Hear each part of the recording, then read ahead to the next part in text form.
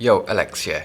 I wasn't all too interested back when the Pixel 6a first came out because it cost 749 Singapore dollars. I like that it came with an IP67 rating, which is still somewhat rare for a mid-range device, and the stereo speakers do sound good, but I just felt like it wasn't quite enough to justify that price tag, namely due to the underwhelming performance from the Tensor chipset, the 60Hz display, and my personal experience with Google's somewhat questionable hardware quality control over the years. It doesn't help that we don't even get to use some of the Pixel exclusive features like call screening here in Singapore, and they've also taken away some older features like unlimited uploads to Google Photos. But now that we're starting to see much better discounts for the phone, with prices dropping below 450 Singapore dollars in some cases, it has become a way more attractive option, at least if performance isn't one of your priorities.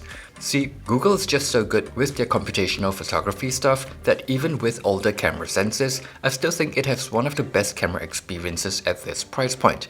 Not everyone will be a fan of this style of processing, but I personally like it. And it does seem to be quite consistent and reliable when it comes to color processing. It can struggle a bit in low light due to the aged sensor, but it still looks okay if you're a bit more patient with it. This somewhat hassle-free and consistent experience is something that I don't usually see on devices at this price point. Also, instead of tacking on useless 2-megapixel macro cameras like a lot of other mid-range devices, Google chose to go with a slightly better quality ultra-wide-angle camera instead. It's not just usable, but actually good enough to go toe-to-toe with some slightly more expensive devices. Video quality is the same story too. It's not the best I've seen, but it's more than good enough to beat a lot of other devices in this price range. For the front-facing camera, video quality is decent, but sadly limited to 1080p only. Selfies look pretty decent too, and tend to be on the more realistic side with less smoothing, which I tend to prefer.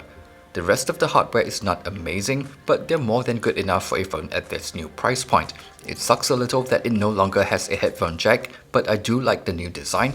Build quality seems solid, the screen is still bright enough outdoors, and even though the fingerprint sensor isn't the fastest, it still works well enough for me, and I really like the higher position of the sensor. For the Tensor chipset, it's still not amazing considering that it can't even compete with the Dimensity 8100 in terms of gaming performance, but it is still a pretty capable chipset in other areas, and does perform well if you don't push it too hard. That said, it is a pretty toasty chipset that gets warm quite easily, so I wouldn't recommend using it for gaming. Also, maybe it's because I'm only using the phone on 4G, I didn't have any issues with signal strength, and even battery life is somewhat decent for my usage.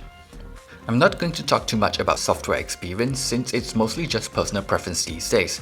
I'm not the biggest fan of how bare bones it is in terms of features and customization options, so I tend to lean towards Samsung's One UI a bit more. But it is nice to be able to try out a new version of Android before everyone else. All in all, with the recent price drop, the Pixel 6a is now a much easier phone to recommend. It might not perform as well as something like the OnePlus Ace, but it has a well-rounded hardware package, good software support, and a really good camera experience at this price point. I just hope that no major hardware defect crops up over time.